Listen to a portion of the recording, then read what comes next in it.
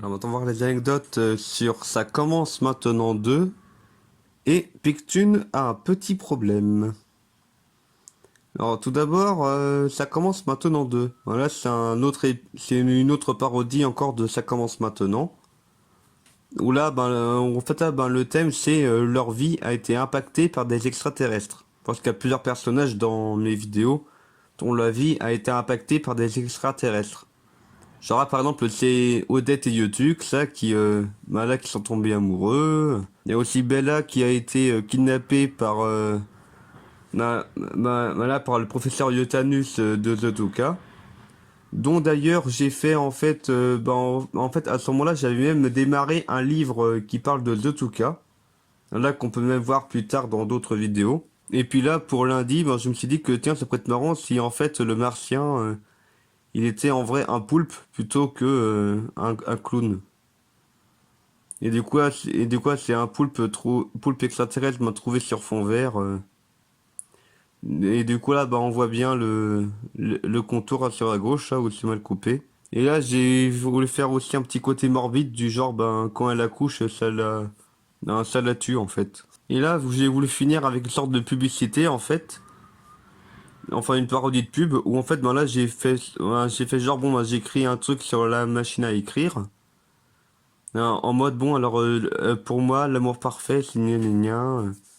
Et du coup, on revoit derrière, non seulement le vieux téléphone, mais aussi les tickets de cinéma qui m'ont permis de faire le top 5 de mes films préférés.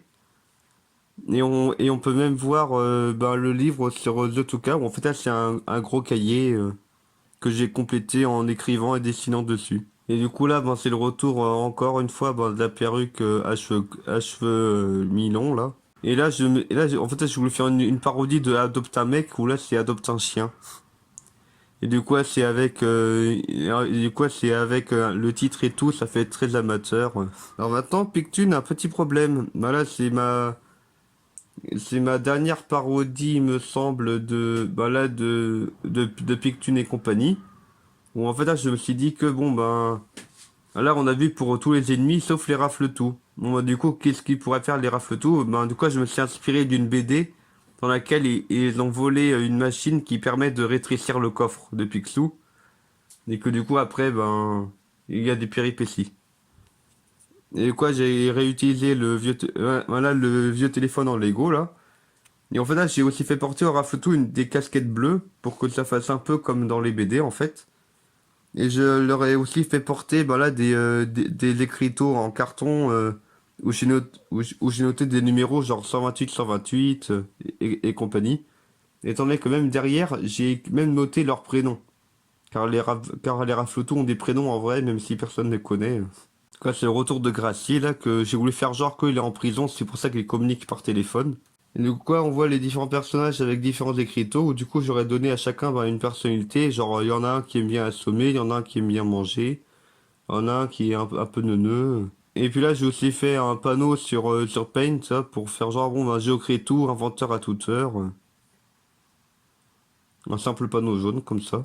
Et du coup, l'espèce de pistolet réducteur là, en fait, là, je l'ai fait en Lego tout simplement. Et puis là, le coffre, en fait, là, c'est une version miniature du coffre de Picsou en fait. Étant donné qu'en fait, j'en ai fait un à l'échelle des Lego, où là, il est dans ma ville en Lego. Et sinon, là, j'en ai aussi fait un en plus petit encore pour cette vidéo là. Puis là, je me suis dit que ça pourrait être marrant si Géo, lorsqu'il veut contacter Ronald, qu'il utilise finiment comme un téléphone.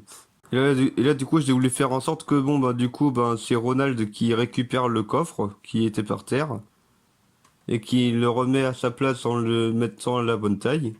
Et que, Pictune le remercie en lui offrant un emploi. Et voilà, c'est tout pour cette vidéo. Anecdote!